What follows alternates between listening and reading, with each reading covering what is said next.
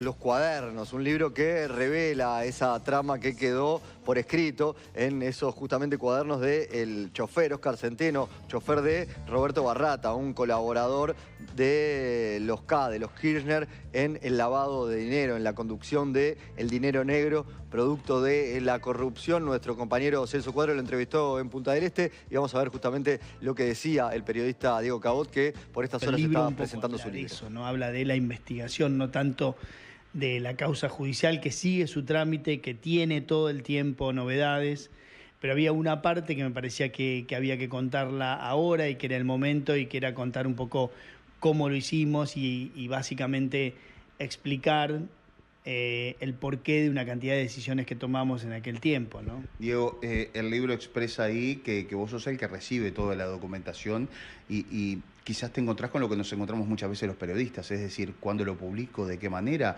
a quién se lo confío a toda esta documentación.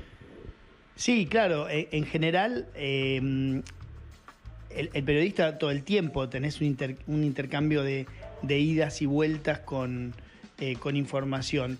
Lo que pasa o lo que me pasó a mí con esta es que yo veía que era algo extraordinario, digo extraordinario en el sentido que no es común, muy extraordinario y que podía, digamos, tener un valor enorme, pero también podía perderse digamos, si querés, en el lodo de las discusiones en las que hay en la Argentina sobre cantidad de temas, ¿no?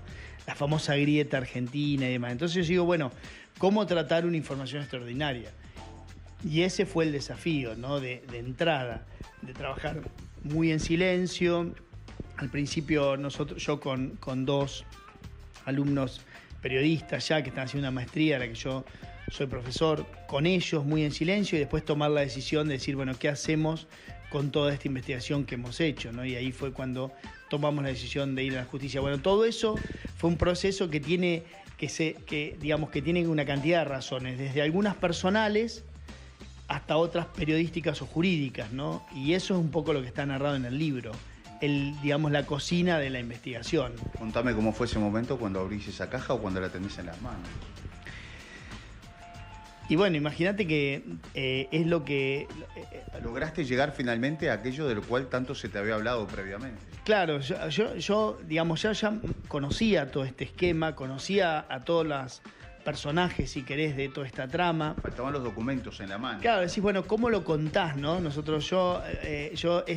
Con la editorial, este es el cuarto libro que escribí 3, y el primero en 2007, donde ya hablábamos de estas cosas, ¿no? Pero el tema es decir, bueno, ¿cómo haces para ir más allá de contarlo, si querés, hasta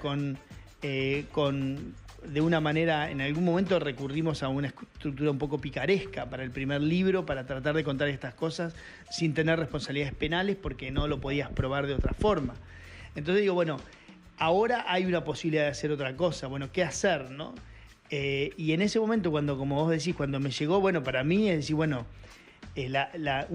imagínate, una sorpresa de que te llegue una cosa o de que yo fui a buscar en realidad una cosa que tenía una narración, digamos, en primera persona de lo que había sucedido, pero por otra parte la enorme responsabilidad de qué hacer, porque la sensación que yo tenía es que ese material era irrepetible y que era esta la última posibilidad de contar esto de otra manera y que no iba a haber otra más, porque si esta fallaba, nunca más iba a haber algún apunte de nadie, ¿no? Entonces la responsabilidad de tratar de no fallar. Chequeamos todo de cada registro o de muchos de los registros que estaban ahí. Uno podía chequear muchos hechos, ¿no? Que estaban relatados. Nosotros estuvimos trabajando desde enero, que fue el momento en que yo fui a buscar los cuadernos, del 8 de enero hasta el 1 de agosto. O sea, esperamos 7 meses en absoluto silencio y con una mesura muy grande en el diario. Para darte una idea, gente que trabajaba pegado a mí no sabía, ¿no? Que yo estaba trabajando en eso. Incluso yo trabajé prácticamente el 80% del tiempo en lo que era el trabajo, si querés, metodológico o del proceso de la información en un horario después del diario. Me iba a trabajar a las 10 de la noche a mi casa y trabajaba hasta las 3, 4 de la mañana con 2 colaboradores durante muchas noches, como para ni siquiera levantar sospechas en el diario, porque éramos muy pocos los que lo sabíamos. No se podía filtrar nada, evidentemente. Digo, ¿Qué presiones recibiste?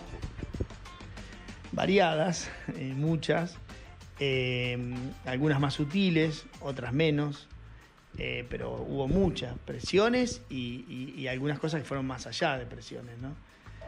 Pero bueno, era uno de los escenarios que yo esperaba. No esperaba que todos, que esto iba a ser un camino de rosas, sino más bien todo lo contrario. Estábamos denunciando al poder establecido de la Argentina, pues estamos hablando de las empresas más importantes de la Argentina, de todas las constructoras que durante décadas manejaron toda la obra pública en la Argentina, financiaron a partidos políticos, a empresarios, a funcionarios, a exfuncionarios. Por lo tanto, yo sabía que no iba a ser un camino de rosas y recibí muchas presiones, persecuciones, alguna que otra amenaza, insultos, de todo.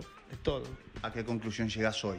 Bueno, lo primero, digamos, la primera conclusión, si querés, periodística, es que es lo que la primera satisfacción es que los hechos prácticamente no están controvertidos, salvo, digamos, Cristina y algunos otros que todavía dicen que es todo mentira. La verdad es que los actores han confesado sus delitos. Y para un periodista, digamos, lo más importante es que los hechos que uno relata finalmente se corroboren, ¿no? Es un objetivo de mínima, pero tan grande, tan pequeño, pero tan grande, ¿no? La credibilidad. Sí, que nosotros, digo, bueno, esta investigación que se hizo así como digo, en silencio y con mucha mesura y con mucha responsabilidad, finalmente termine siendo confirmada. Eso ha sucedido. Ya hay fallos de primera instancia, fallos de cámaras confirmándolo, cantidad, decenas de testimonios que dan fe de lo que nosotros, de la investigación que hicimos. Y eso es como te diría lo que más hoy por hoy, o lo primero, ¿no?, que uno o que yo tomo en cuenta como periodista.